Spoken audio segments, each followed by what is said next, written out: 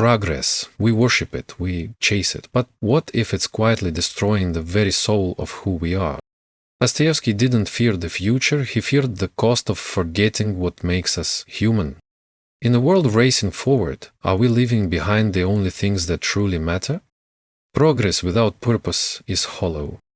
Dostoevsky questioned the Enlightenment myth that material progress automatically brings happiness. He argued that reducing human experience to comfort and efficiency strips away our spiritual and emotional depth. The real danger isn't stagnation, it's pursuing advancement without asking why or for whom.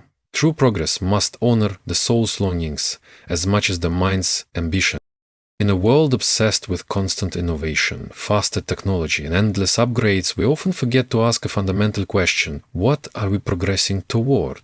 Dostoevsky reminds us that movement without meaning is not advancement, it's just noise. True progress must have a soul behind it, a deeper intent that goes beyond convenience or economic growth. Think of your own life. You can work harder, earn more, and climb higher, but if there's no clear why, you'll feel empty at the top. It's like building a ladder only to realize it's leaning against the wrong wall. Many people spend their lives chasing goals handed to them by society, wealth, status, approval. But Dostoevsky encourages us to pause and reflect. Is this my purpose or someone else's idea of success? Progress without purpose becomes a trap. It keeps you busy, distracted, always striving, never fulfilled. But when you realign your progress with your personal values, growth becomes sacred. You may still face struggle, but it will feel meaningful. The smallest effort made with intention holds more power than the biggest achievements done blindly. So ask yourself often, why am I doing this? If you can't find a reason that resonates with your heart and soul, maybe it's time to pivot. Real progress is not about speed, it's about direction. Choose yours with clarity, courage, and conscience. That's how we transform motion into meaning and effort into inner peace. Freedom traded for comfort is not freedom. In Notes from Underground, the underground man mocks utopians who envision a world of perfect order and no suffering. His point? Take away the challenge of choice and you rob humanity of authentic freedom. We must guard against superficial progress that shapes us into data points, not individuals capable of struggle, growth, and moral courage. Comfort is seductive. It offers predictability, ease, and a sense of safety, but at what cost? When we trade our freedom for comfort, we slowly surrender the very thing that makes us alive, our ability to choose, to question, to dare. Dostoevsky saw this clearly. He warned that a society obsessed with order and convenience would produce people who no longer think for themselves, only follow routines, obey systems, and silence their inner voice. In daily life, this trade-off shows up in subtle ways. We stay in jobs that drain us because they feel secure. We avoid difficult conversations to keep the peace. We scroll endlessly through curated feeds instead of engaging in the real, messy work of living. The risk? We become passive characters in our own stories. But freedom isn't just the absence of chains, it's the presence of courage. The courage to speak your truth even if it's uncomfortable. The courage to walk a path no one else understands. The courage to fail, get up and keep moving. Yes, comfort feels good in the short term, but growth, purpose, aliveness, they require the discomfort of honesty and the boldness of choice. So, instead of asking what's easiest, ask what's truest. Choose freedom not because it's painless, but because it's yours. That is where your real strength, creativity, and fulfillment live, and that, Dostoevsky might say, is the only comfort worth earning. Emotional resilience requires friction. Dostoevsky believed that suffering is not something to be eliminated, but something to be met, because friction refines character. Progress that avoids every discomfort breeds fragility, not strength. The contrast between adversity and breakthrough is what makes triumph meaningful. Emotional resilience is not built in moments of ease, it is forged in the fire of discomfort. Like a muscle, the soul strengthens through resistance, not rest. Dostoevsky understood this well. He believed that without conflict, without inner tension, we do not grow, we stagnate. And in a world that now sells comfort as the ultimate good, we must relearn the virtue of enduring struggle with dignity.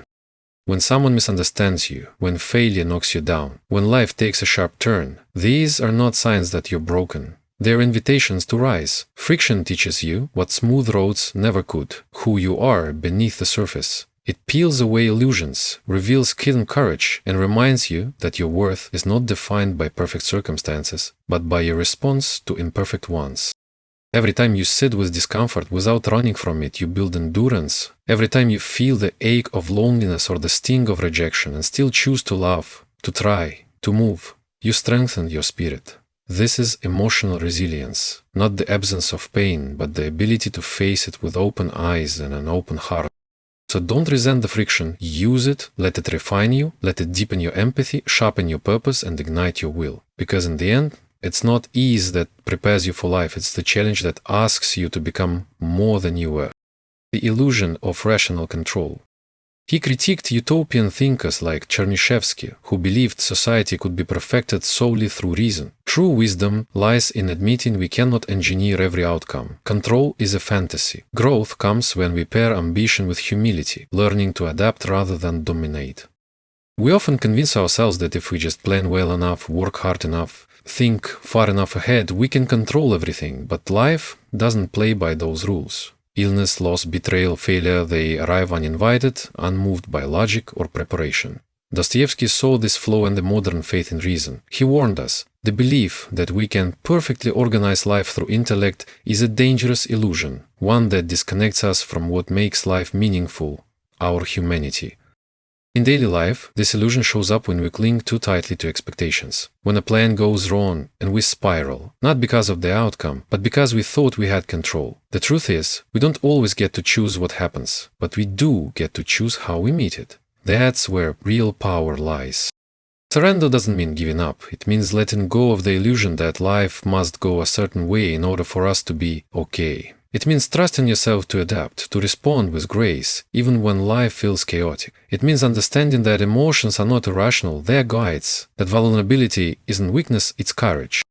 So stop trying to dominate life with reason, instead dance with it, accept the unknown, laugh when plans fall apart, stay soft in a hard world. That's not disorder, that's wisdom. And in that space, where control fades and presence begins, you'll find your true strength. Embrace the paradox of progress.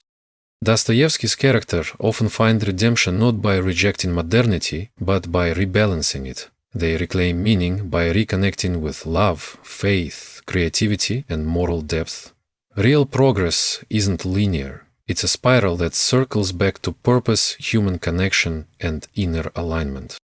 Progress is not a straight line. It is messy, unpredictable, and often painful. Dostoevsky understood that true progress isn't just about technological advancement or social reform, it's about the inner transformation of the soul. And that transformation doesn't happen in perfect conditions, it happens in contradiction, in struggle, in paradox.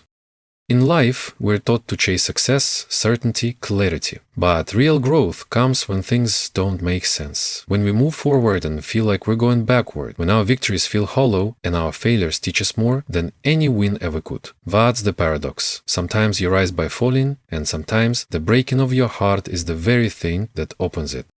To embrace this paradox is to stop demanding life be linear. It's to understand that confusion is part of clarity, that pain can lead to purpose, and that darkness can reveal your deepest light. It's about trusting the process even when the results are invisible. Apply this to your life when you're in a season that feels stuck. Don't assume you're regressing, you may be integrating. When your emotions feel chaotic, don't suppress them, listen. When you lose something, ask not only what was taken, but what space it has created in you for something deeper. Progress isn't perfection, it's presence. It's embracing contradiction without losing hope. In doing so, you don't just survive life's paradoxes. You are shaped by them into someone wiser, braver, and more alive. In the rush for innovation, Dostoevsky reminds us that no amount of progress is worth losing our soul. The real danger isn't in moving forward, it's in forgetting what we were meant to carry with us: compassion, suffering, truth.